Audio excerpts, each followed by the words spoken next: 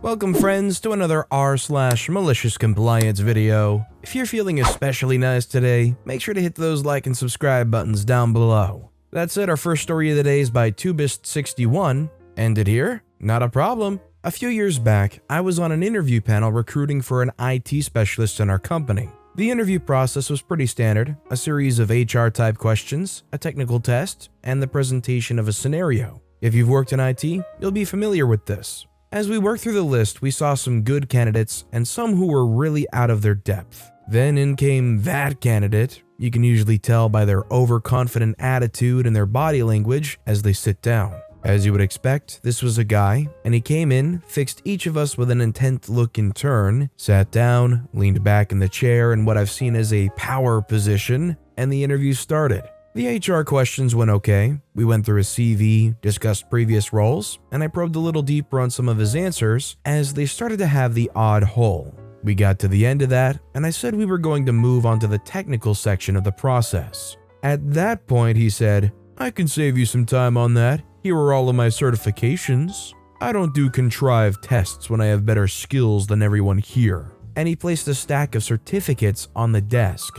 I'd never seen such arrogance in an interview and was taken aback for a moment. The person from HR stepped straight and said, "Thanks for those details, we'll take note of that, but everyone who comes for a role here is treated equally. Part of our process is a technical test, and this has been explained to you by the recruitment agency." The chap responded saying, "Yes, but I explained to the agency these tests are pointless, and I will not be doing it. If you insist on this, then you can terminate the interview." Fine, I was more than happy to comply with his request. I said, "Thank you very much for coming in. I'll get the security officer to escort you out." We stood up and left him waiting in the meeting room for security. His power pose had gone and he looked totally shocked. The compliance with his request was probably not that malicious on our part. I just followed our company policy on equality in interviews, but I got a real sense of satisfaction seeing his bluster and arrogance evaporate. He was less than complimentary about us to the recruitment agency, but we were completely open and honest about the events with them. I gather they chose to stop putting him forward for interviews very soon after that. If you were the interviewer and a guy like this was trying to bypass all your regular standard interview tests, would you hesitate to shut that interview down and let them go right then and there? Let me know in the comments down below. Our next story is by Long-Suffering Squid, Not My Department. Once upon a time, I was part of the orders department. Our primary role was to enter orders. We didn't enter all the orders, just most of them. The rest were entered by the call center. As common with these stories, we get a new manager promoted from the call center who's inexperienced and gullible. Let's call her Patsy. The call center manager Weasel sees his opportunity, swoops in, and fast talks Patsy into making the orders department responsible for all orders with a, "These orders aren't really the call center's department." I can't say I disagree with him, but neither Patsy nor Weasel realized the sheer logistical difficulty caused by suddenly dropping all this extra work on the orders department. I complained to Patsy, telling her this is a bad idea. Unfortunately, Patsy still thinks like and has a loyalty to the call center and our former boss, Weasel. But the call center and the orders department have entirely different cultures. The call center sees a lot of turnover, with people rarely staying more than a couple years. The orders department sees very little turnover, with some people staying a decade or longer. Also, the required call center skill set is smaller than the orders department. Patsy doesn't realize I'm a senior team member, and coming from a group that experiences rapid turnover tells me it's not the call center's job to enter orders. If you can't handle it, you should find a new job. Challenge accepted. Now, I've been with the orders department about 3 times longer than Patsy's been with the entire company. The call center's been pulling this kind of garbage on the orders department for years, and I can anticipate the approaching poop storm. This is a major coup for the call center compared to most of the shenanigans they've gotten up to in the past. So I quietly let HR know that I'm interested in a position in the call center. With Patsy's promotion, I know there's at least one opening, and like I said, the call center has a high turnover rate. 2 weeks later, I have a new job in the call center, and the fecal matter is starting to fly in the orders department. And it's not as bad as I thought it would be. it's worse. Beyond the bulk of extra orders, over the past 2 weeks, Patsy's been making improvements to the orders department processes at the suggestions of Weasel and other department heads who've decided to take advantage of the naive Patsy. Add in the fact that the orders department is starting to hemorrhage senior team members who have also seen the writing on the wall. Now Patsy has to unexpectedly fill a bunch of vacancies for a department that had a history of a low turnover rate. She doesn't know the job, so she doesn't know who to hire. The remaining senior members can't help because she won't listen to them, and they're too busy being overwhelmed and burned out by all the extra work they have to do to cover the missing team members. And they don't have the time to train the new people. The new hires come in, but they don't stay because the orders department only looks like an entry-level position. So even more turnover and more senior team members leaving when they've had enough. Meanwhile, I now have it easy over in the call center. I'm full-time working from home now with a better shift, and unlike my colleagues in the orders department, I'm no longer considered an essential worker, so there's a lot less stress for me. The skill set needed for the call center is both smaller and simpler than the orders department, and I already had most of it from my time with the company. I'm underworked because all the orders that the call center were previously responsible for are being passed to the orders department. The call center turnover rate has dropped, so we're actually overstaffed. Oh, and I got a nice raise to boot. I'm the call center's new unofficial expert on how the orders are processed. Weasel, now my current boss, is getting worried. His protege Patsy is failing hard. He was the one leading the charge to improve the orders department, so he can't back down without looking stupid. The call center and the orders department work closely, so upper management is encouraging him to pitch in and help out. Patsy has begun to realize how Weasel has screwed her over, so is refusing to make any changes to the orders department unless she comes up with them. She's willing to accept Weasel's help on her terms. So Weasel started asking us to shoulder the burden and help process orders. This is, unsurprisingly, not met with enthusiasm. No one wants to do extra work for no extra pay. As well, the call center team isn't trained on how to process the more complicated and esoteric orders. The orders department's down to 2 remaining senior team members who have that knowledge. Oh, and there's me. I can process the easy orders the call center was doing, and quickly. And I have the skill set to crush the complicated and weird orders. And Weasel knows that I actually enjoyed working in the orders department. So what do you say, OP? Can you help out? Weasel asks, insincerity dripping from his words. I ponder his request. Well, Weasel, I think you're right. Being in the call center now, entering orders is not really my department anymore.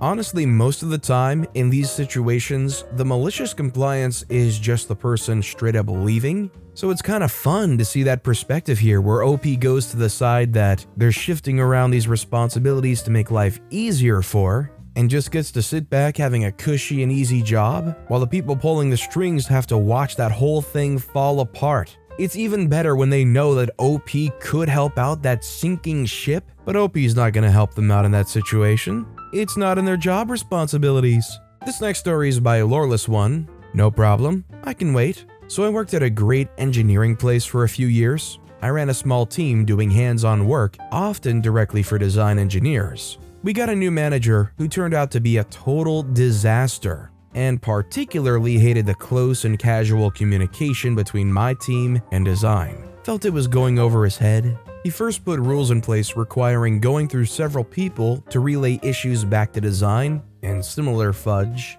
My team was cut down to just me and one other quite new guy. We weren't hugely busy, so the main trouble being, if I went on holiday, I'd come back to a lot of rework. He also did clever things like standing outside the toilets to ensure nobody washed their hands before breaks. Some oily work for some guys, so washing could take a few minutes. Instead, everyone washed up 20 minutes early, then did nothing until break.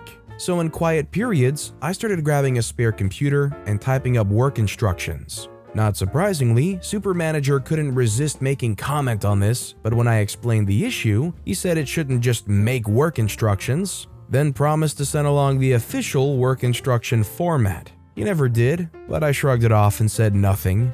Few months later, and the company being bought out by an international firm and the inevitable major redundancies, my name was high on his hit list. I had a good idea due to the history, even though everyone else was sure I was safe and effectively essential, especially with my team being just me by then. Anyway, true enough, I was made redundant, but had a fantastic exit interview. One of the principal engineers had offered to attend with me. Super manager and HR listed off some laughable reasons to make me redundant, such as my rearranging doctor's appointments to stay late and my coming in to work night shifts on a holiday. I still don't know how they thought these made sense. After that, I just quietly listed off the various roles I was solely covering for them, technical skill sets like fiber optics and HV, etc. But happily accepted my redundancy payout and signed off IP and such. Then super manager, not feeling entirely comfortable with the looks the principal engineer was giving him, asked me for the work instructions and I had to answer, "Oh, you told me to stop writing them until you gave me the format you wanted." They rang me and offered for me to come back, but I politely declined. I heard later they had to hire 3 people to cover my work. Honestly, a lot of respect to OP for just going along with it, dealing with it, knowing how important they are, and honestly on the way out, it must have felt so satisfying to be able to say, "Oh, the instructions on how to do all of my work that you just dispatched right now? Yeah, I didn't do it because you screwed up." And our final story of the day is by Controlled01. How much water do you want exactly? I deliver bulk water to people who don't have access to city water or their own private well. For nearly all customers, it's a simple process. Either they call for deliveries or they've agreed to automatic deliveries. When I show up, I hook the truck up to the fill pipe and start pumping and either listen at the vent or hook up to an installed alarm in order to know when the holding tank is full. This particular customer had their holding tank installed in a small utility room next to their living room and didn't install a vent to the outside and refused to allow us to install an alarm because they didn't want us to put the 1/4-inch hole in the wall to run the alarm wire. Solution? They call when they need 2,000 gallons of water and we show up and pump exactly 2,000 gallons of water. This procedure worked well without flaw for over a decade. Literally hundreds of deliveries with no issue. Cue owner deciding to sell. We're contracted by the new owners and set them up as a new account and head over for our first delivery and meeting. We especially go over the issue with us being totally unable to tell when the tank is full. We offered to install the alarm again for free, but they declined. So we let them know when they call for water, they must be sure that they have enough room in the tank for 2,000 gallons, or to let us know how much water they have room for. We went over this several times, and they laughed, saying they understood and would be calling when they were below the 2,000 gallon mark. 2 weeks go by, and we receive a message on our answering machine from the new customer. No gallon amount is specified. This set off a warning bell though, because it was a household of 2, and it's only been 2 weeks since we filled them last. That's highly abnormal. We expected more like 5 weeks. So we call back to double check. No answer, so we leave a message asking for confirmation.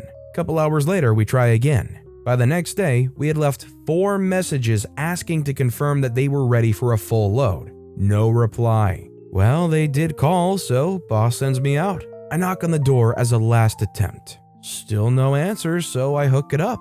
I start the pump and set the timer so I don't overpump while reading my book. 15 minutes later, I hop out to check the water meter, 1,700 gallons. I'll watch for the next couple of minutes and shut it down. That's when I hear the front door burst open and the woman who bought the house and had called us in yesterday is screaming to shut the water down. There's water everywhere. What the heck are we doing? This woman has been ignoring our calls and even ignored me at her door, and now she's screaming at me. Apparently, she had called when the tank was half full instead of down below the mark showing where the 2,000 gallons is, and just disregarded all our messages and didn't feel like talking to me when I knocked. So now she has 700 plus gallons of water in her living room. Boss was called out so she could scream at him. Husband came home from work too so he could scream at us, for reasons I guess. They made a lot of demands about how we were going to pay to fix it. Nope. Boss laid down how we saw the situation. You can keep the water free of charge. Just don't call us for water anymore. Y'all are too stupid to work with."